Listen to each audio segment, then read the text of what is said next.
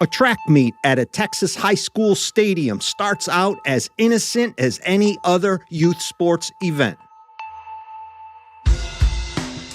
When it starts raining, the athletes head for cover, which is when a horrific tragedy occurs, ultimately dividing a community and stirring up a social media firestorm. My name is M. William Phelps. I'm an investigative journalist in the New York Times, best-selling author of dozens of true crime books. I've dedicated the past 26 years of my life to helping families of the missing and murdered. Join me. We're crossing the line.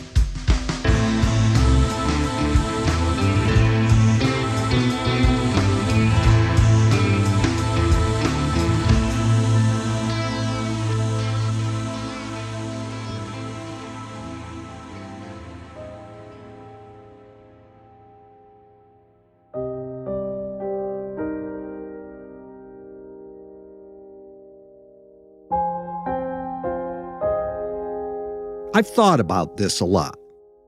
Part of living a peaceful, drama-free life is mastering the decision to let things go. At least in my opinion.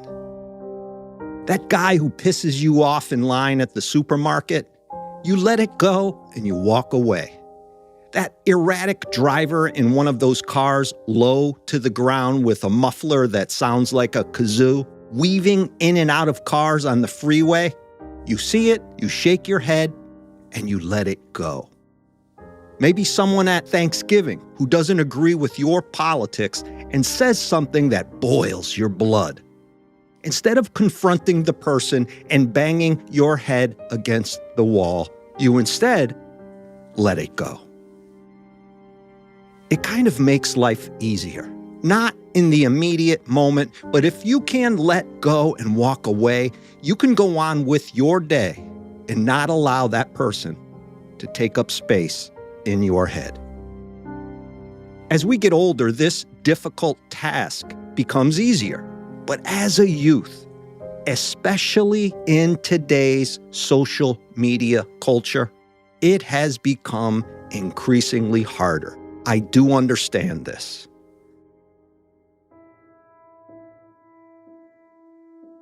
Frisco, Texas is about 25 miles north of Dallas and rated years ago as the fastest growing city in the United States. It's your typical big city suburb with malls and cul-de-sacs, all the retail chains and all the restaurant outlets, swanky apartment buildings and condos, beautiful homes, big cars, small cars, lots of friendly people. You might call Frisco a bedroom community, a quieter place for people who work in the bigger cities to live and play in. There's even a Keurig and Dr. Pepper plant in town where more than 1,200 people work. By far, however, the largest employer in Frisco is the Independent School District, which employs almost 9,000 people. David Kirkendall Stadium in Frisco serves several schools and is geared towards football, of course, but also softball and track. High school sports, mostly football in Texas, have a different flavor from most places, at least I have visited. I would include much of the Midwest, South, and Southwest within this as well. Kirkendall Stadium, for example, has parking for over 1,200 vehicles and seats around 9,000 people. Most of the high schools in the Northeast, where I am from, cater to hundreds. And in many of those places, you must bring your own lawn chair if you want something more comfortable than a slab of aluminum on a bleacher to sit on. The oldest of 4 kids, Frisco Sentinel High School student Karmelo Anthony, grew up in Baton Rouge, Louisiana, and moved to North Texas in 2021. He has a reported 3.7 grade point average, so he's a smart kid. Off the field, he works hard at the Foot Locker in addition to his second job at an H-E-B supermarket chain. And Karmelo has plenty of friends who speak highly of the boy. It's April 2025. 17-year-old Karmelo Anthony is a senior. He's enjoying what should be the prime of his youth, getting ready to decide which college or university to attend. On April 2nd, early in the morning, Kirkendall Stadium is busy as students from Sentinel High and Memorial High set forth to participate in a track meet. As the morning progresses, everyone looks up into the sky and soon realizes a storm is heading in and there could be a delay in the meet approaching. Then the sky opens up and begins dumping rain. I have seen reports claiming there was no delay, even though the rain had started. Still, the athletes scatter. Many head into the Memorial High tent, including Karmelo Anthony, who is a member of the opposing high school team. As students gather underneath the tent, talking about the rain and the chances of the meet being postponed, several Memorial students realize Karmelo, from the opposing team, is in their tent, and they ask him to leave. According to the reports, several students are shouting at him to get out of the tent. Why a kid from an opposing team cannot wait out a storm in a rival tent, I mean, I get it if you're 16 or 17 years old and rivalry in sports is a thing, but apparently being caught under a rival team's tent is a big no-no, a pretty big deal within Texas youth sports. Karmelo refuses to leave, maybe out of spite, out of ego, out of not being able to let it go and walk away. I don't know. But he says he's not going anywhere. As the tension escalates, one Memorial student steps up and, with a few others by his side, they get up close to Karmelo. I don't know if they are actually in his face or not, but they are definitely within his space. "You want to go?" Karmelo reportedly says, meaning fight. There's a bit of yelling. You have to wonder, where are the teachers and coaches? I am always baffled by those high school fight videos on social media. It's as if the kids are always alone in a hallway or outside. The teacher always comes in after minutes of what can be a brutal, violent altercation. And I'm not blaming teachers here or school personnel for what is about to happen. Don't get me wrong and come at me. I am sure students know where to go to be out of the vision and earshot of teachers. It just seems excessive to me today. In any event, here at Kirkendall Stadium, there are no teachers or coaches close by. "Touch me and see what happens," Karmelo then shouts, and several witnesses later report this statement.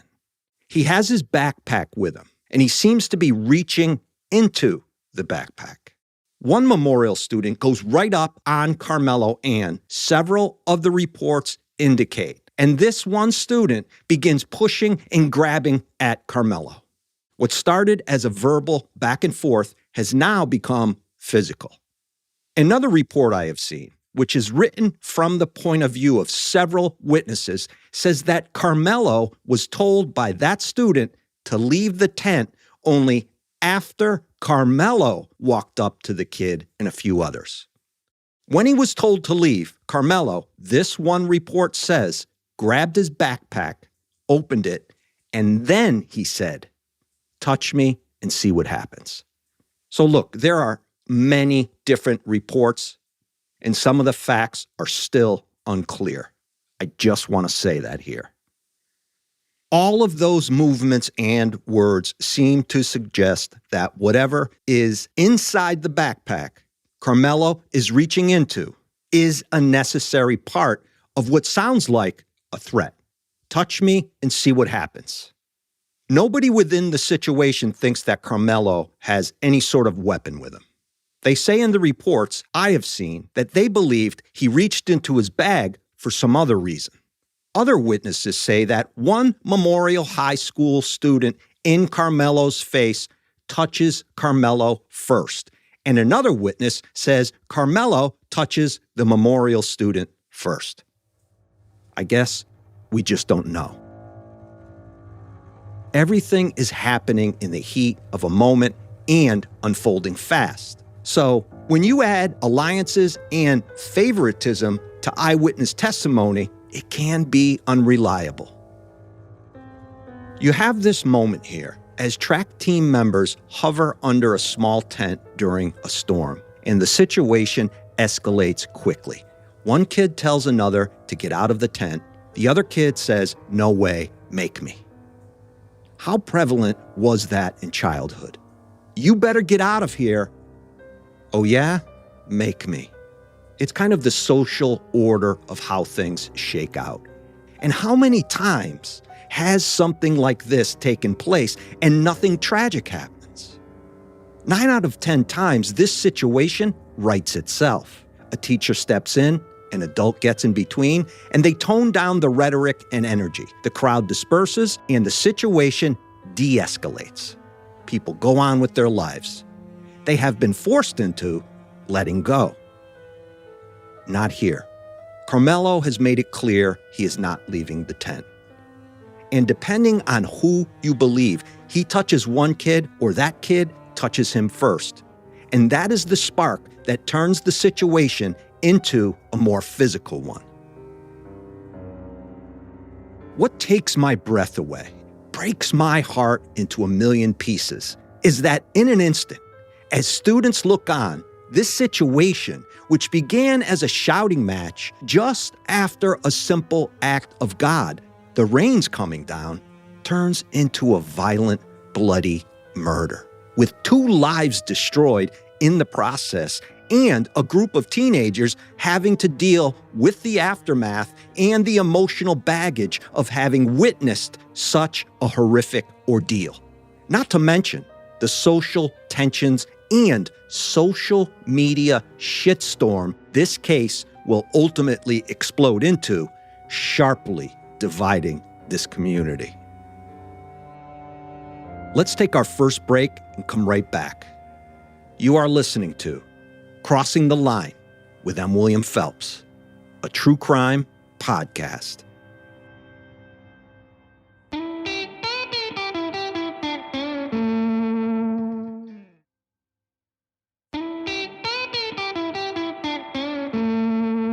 At 17 years old, Austin Metcalf is one of Memorial High's football standout linebackers. He's tall, about 6'1", and about 215 to 220 pounds. He's handsome, with thick, dark black hair, dark eyebrows, and he's in great physical shape. Members of that community say Austin is one of those kids known for his strong character, discipline, and leadership skills. Like Carmelo Anthony, Austin has maintained a 3.7 grade point average. I don't think I can stress enough how hard that is.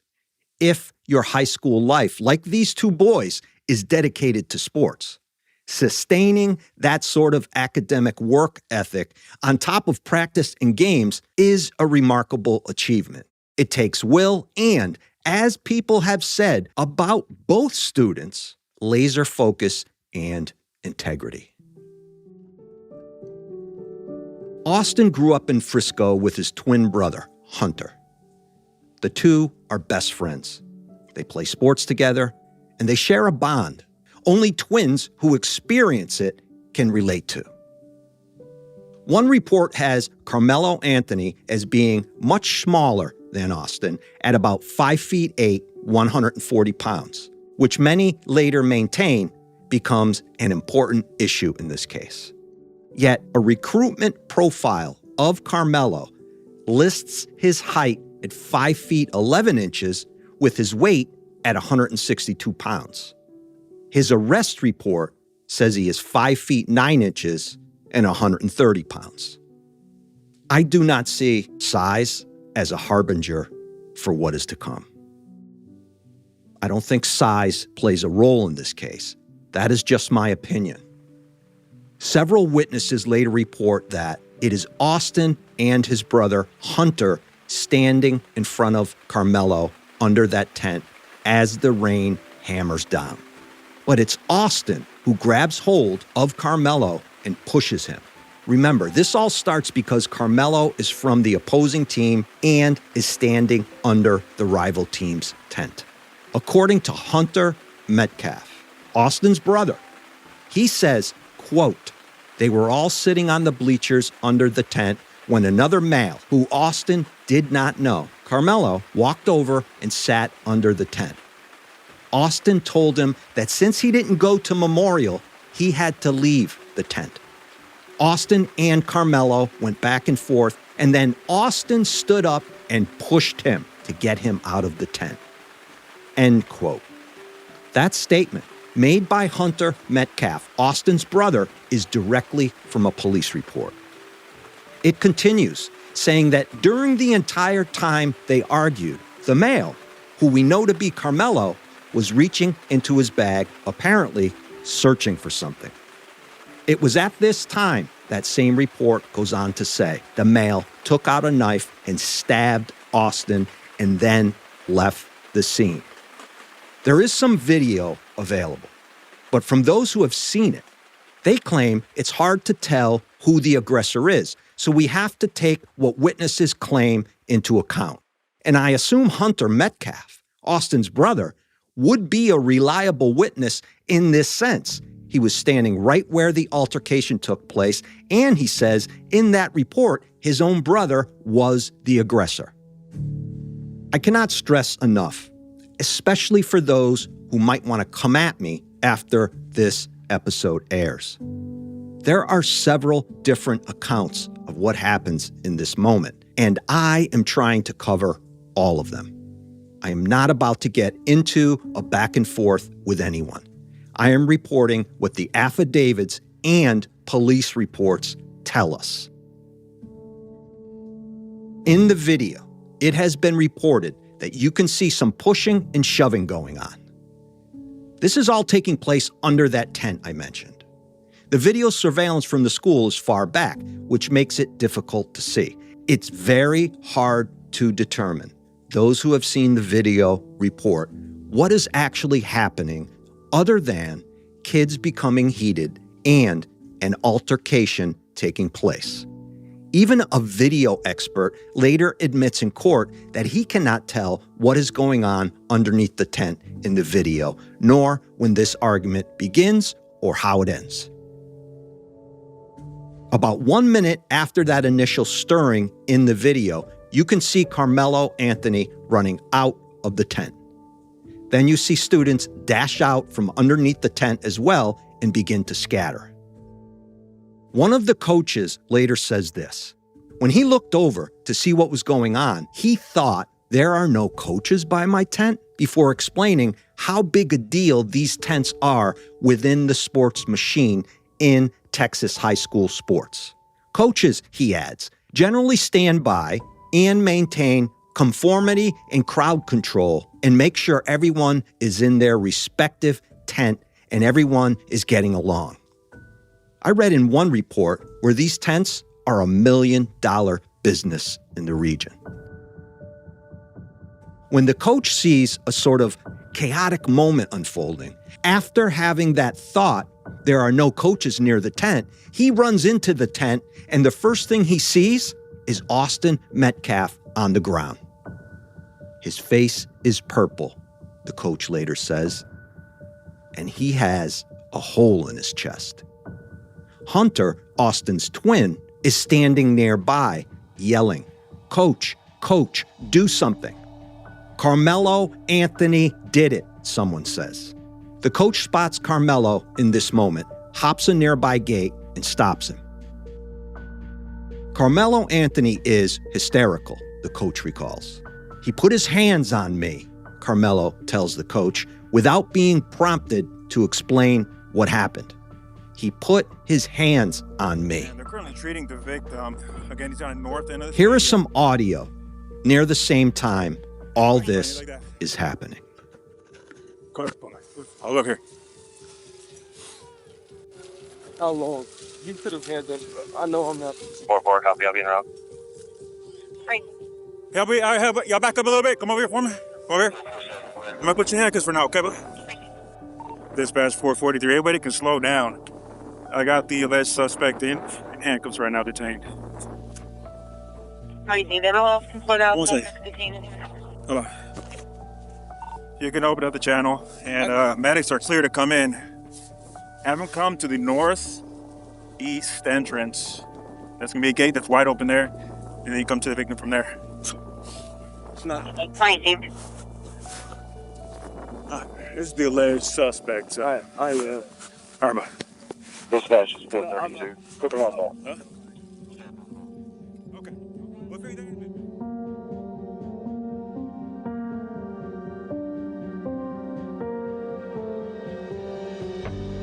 Back over where Austin is lying on the ground, several coaches are around him now, and they all begin praying. One coach recalled in court how surreal this moment was. The entire thing being so far out of the norm, it was difficult to grasp in those moments. That same coach then locates Austin's twin, Hunter, who by now is freaking out and crying and yelling. And, the coach says, he and Hunter begin praying together. Just then, a hard, slanted rain starts to fall, but lasts for only about 60 seconds. The coach says it was then, as that rain began, that he knew Austin was gone. The head coach of the team, Rob Starr, had actually been upset with Austin earlier that morning. He texted and explained to Austin how the boy needed to step up and help out the team. Austin had left the previous track meet early to go fishing, and there were other issues which led to Coach Starr actually kicking Austin off the team. After speaking with him, they came to an agreement, and he allowed Austin back on the team. One of the issues regarding the tents was that Memorial High was hosting the event, which made them short of staff, the coach said. So things were a little different than normal. All the coaches interviewed later said that, in general, athletes don't walk around when there is downtime between games or meets and socialize with other athletes. They do not go tent to tent, in other words. The kids usually stay within their school's individual tent. The tents are like outdoor locker rooms. So one athlete from a rival team would not go hang out under the other team's tent. It's always been that way. One coach says, it's normal to say hello to someone in another tent, but not to plant yourself there. When the athletic trainer hears screaming on the track and she sees kids running, she heads out onto the track and asks a student what is going on. Karmelo Anthony stabbed Austin Metcalf and he tossed the knife, that student tells her. As it were, she had bumped into Karmelo but didn't know who he was. The trainer then runs towards the tent where Austin is still on the ground with people standing over him and praying. When she sees Austin, her first thought is that he is having a seizure. I can feel a pulse, one of the coaches tells her. But Austin is blue, the trainer notices. She and another coach begin CPR. Paramedics arrive just after that.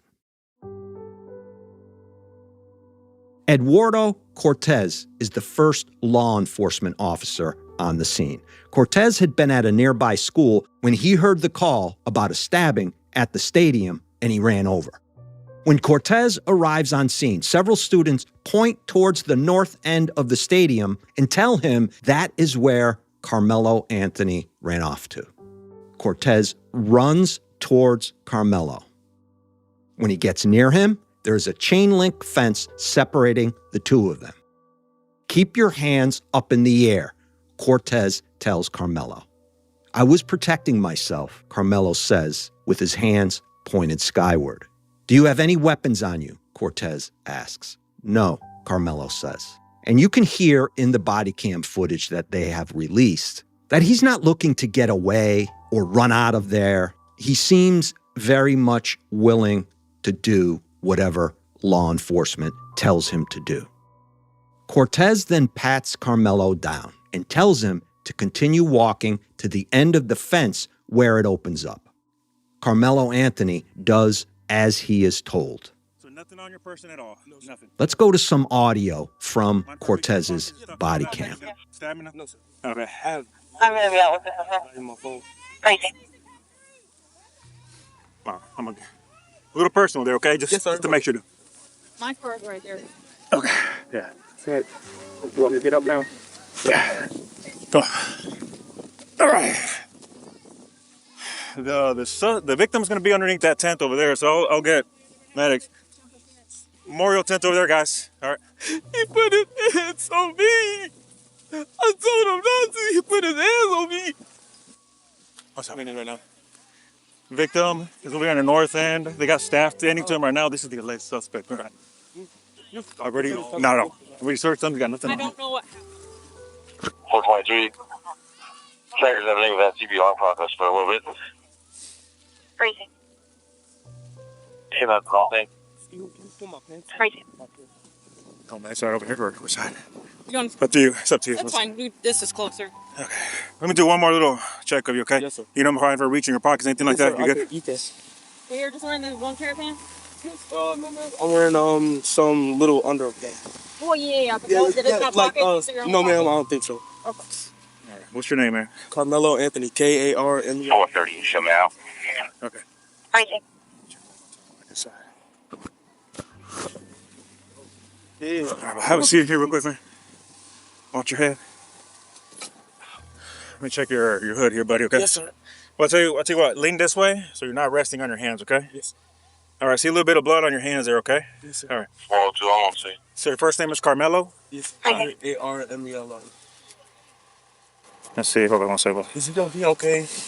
I don't know yet, man. Karmelo. There's one section of that audio where you can hear Karmelo say he put his hands on me without Cortez asking him what had happened. Cortez then handcuffs Karmelo and has him sit on the ground. Another officer soon arrives. He also pats Karmelo down and doesn't find any weapons. After that, the officer says into his radio, "I have the alleged suspect." Karmelo looks up from where he is. As you can hear on Cortez's body cam, he says this, "I'm not alleged.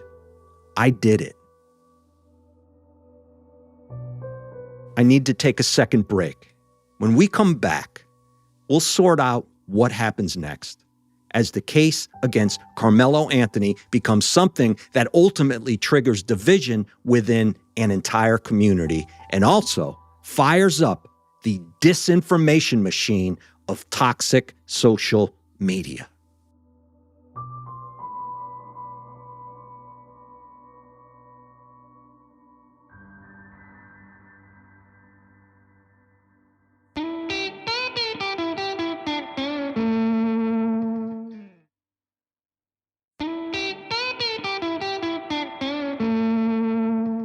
Some cases have this energy about them, which I can understand, but in many ways, I will never understand. I get the media likes controversy and exposing wounds and maybe pouring salt into them.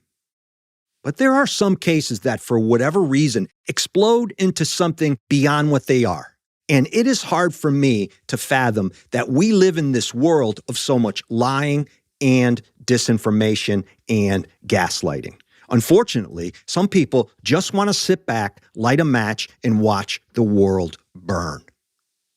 This case will soon become one of those.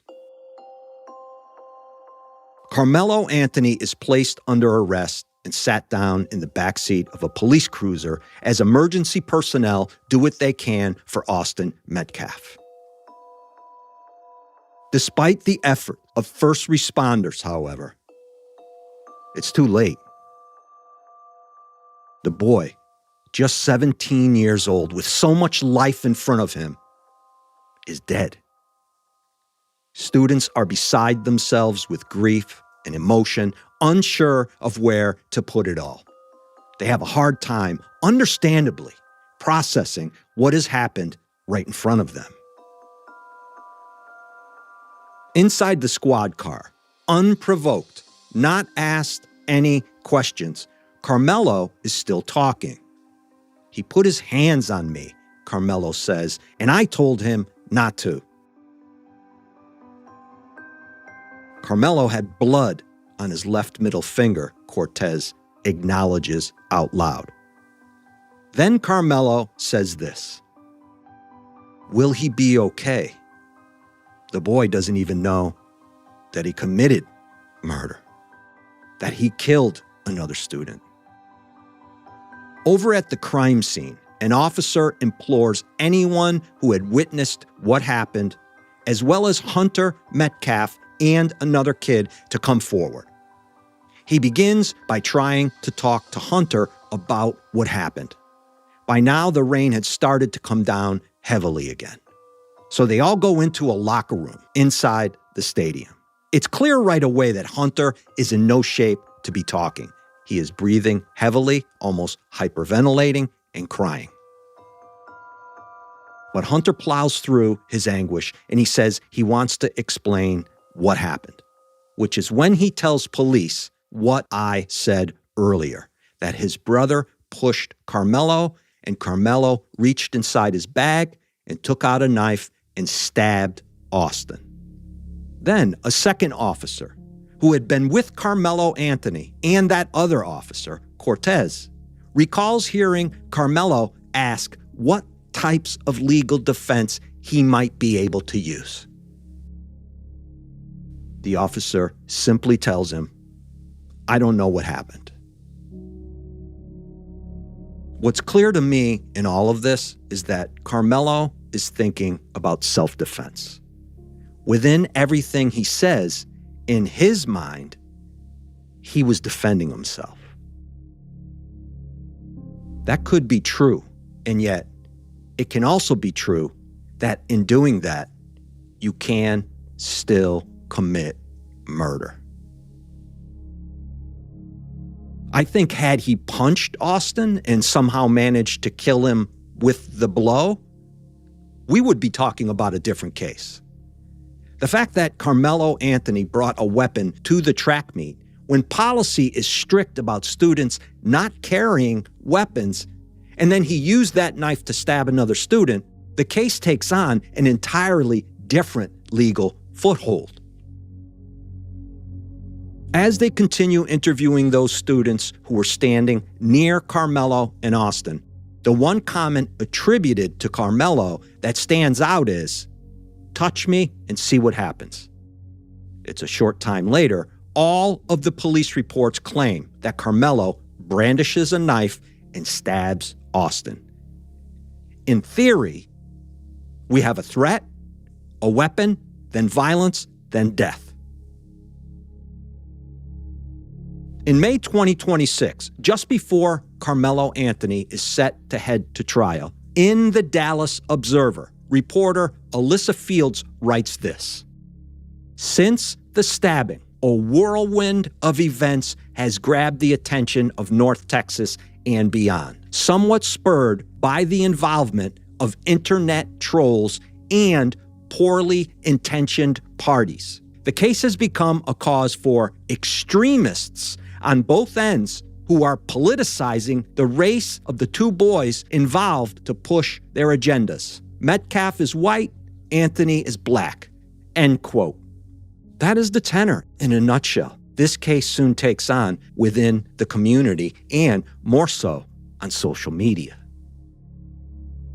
3 days after the stabbing and Karmelo's arrest, Frisco police hold a presser and put word out on all of their social media accounts that false information is being assimilated online about the case, which includes a doctored and AI-inspired fake medical examiner's report.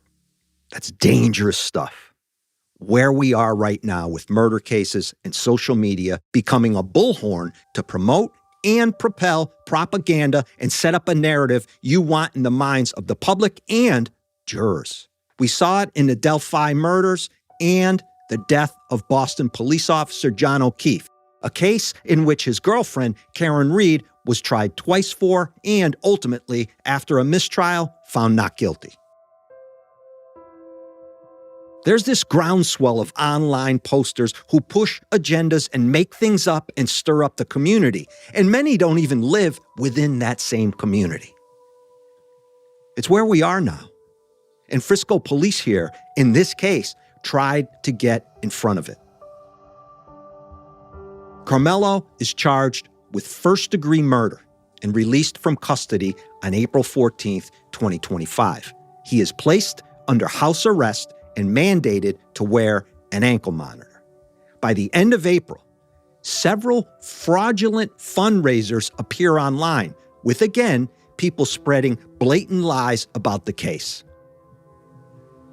I'm not about to repeat any of that absurdity here, but just know that it's bad.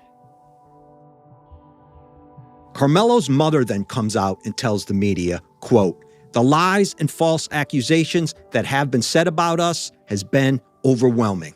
The lies and their amplification put my family in danger, as well as everyone in our community, everyone involved in an investigation from the police, the attorneys, and the court," end quote.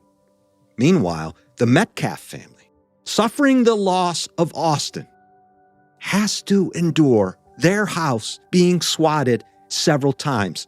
And a SWAT, as we know, is when fake 911 calls are made about a violent crime at a particular address, and there is a large police response to those calls.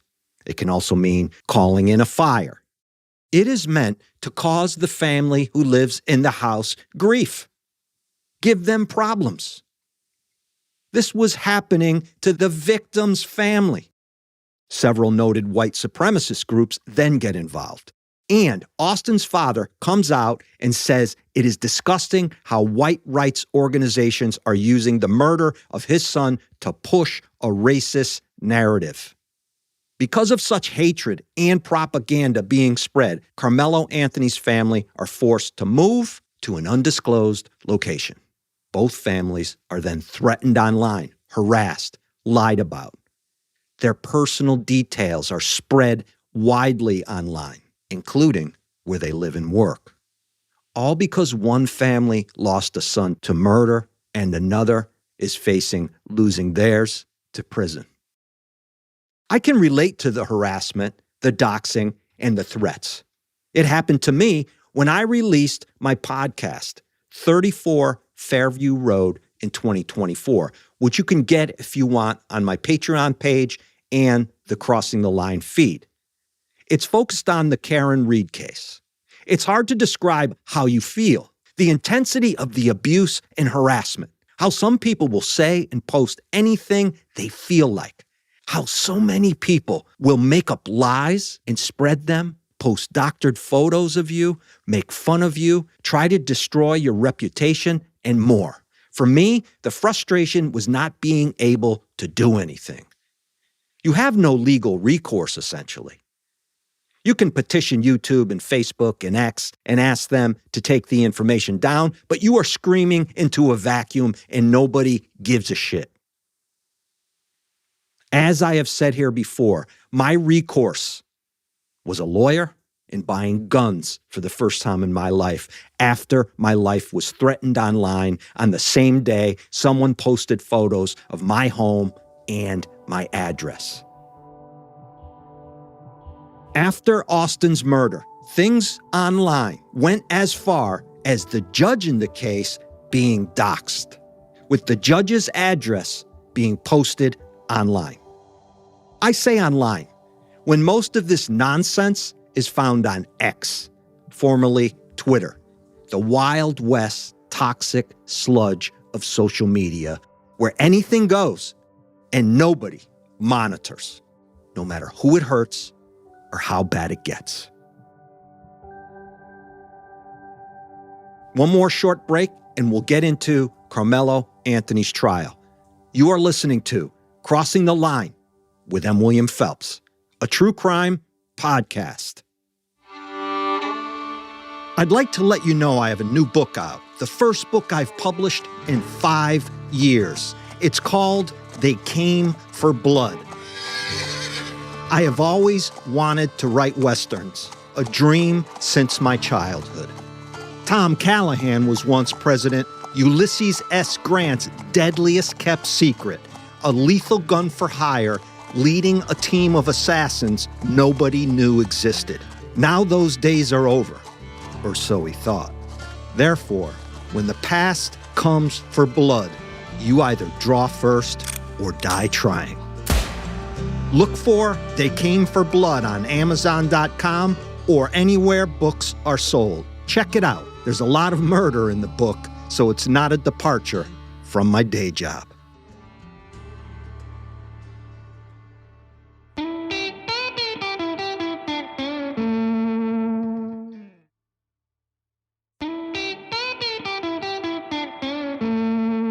Jury selection began on June 1, 2026. Professionally speaking, I do not understand Karmelo Anthony being charged with first-degree murder. I would have guessed this was a second-degree murder case, seeing as there is no evidence that Karmelo set out that day to kill Austin. Turns out 12 jurors and 6 alternates were chosen. This from a pool of 589 prospective jurors, narrowed down with all qualified black jurors dismissed by the prosecution. The prosecution argued the circumstances surrounding the crime were, quote, race neutral and should not require any diversity on the panel. Judge John Roach overruled an objection to it. I would think it imperative to have black jurors sit on a case like this, especially with all of the online rhetoric. But that is not how this one turned out inside the courtroom. So that will come up on any appeal, guarantee it. The prosecutor in this case kind of summed up the county's thinking going in, telling jurors this: you don't get to meet a shove with a stab, especially if you provoke the shove. So again, I think that statement lends itself to what I said earlier about a punch instead of stabbing Austin with a knife.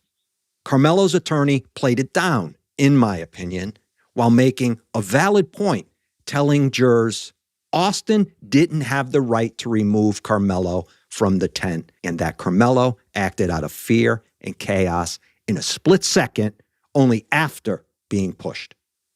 Nobody can justify stabbing someone who pushes you. I'm sorry. That's my opinion. That's how I feel.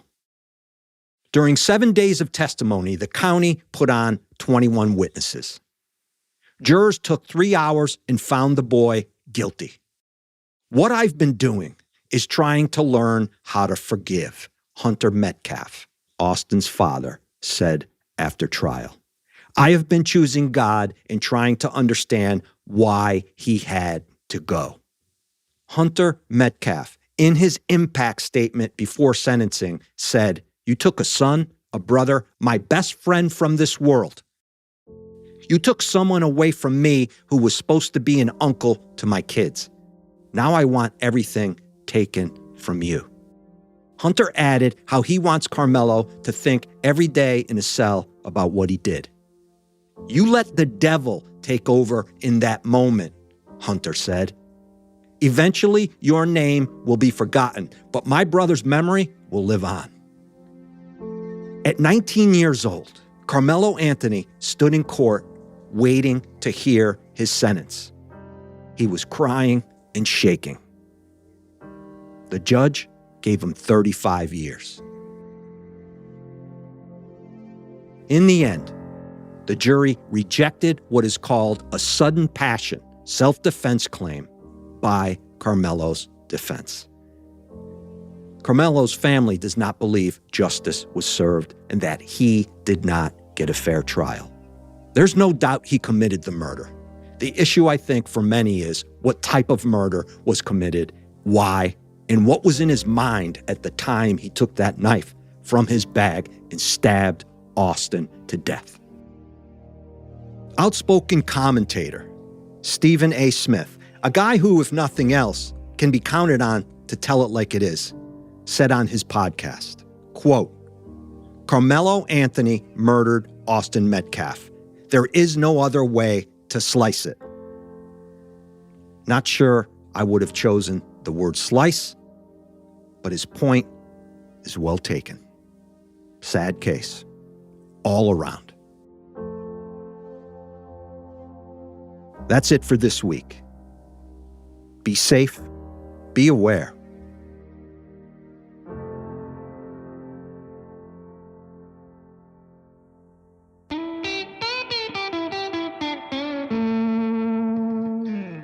Sources for this episode include Frisco, Texas Police Department arrest reports, body cam, affidavits, and other court documents from the case. A timeline of the Frisco track meet stabbing, including Karmelo Anthony trial details.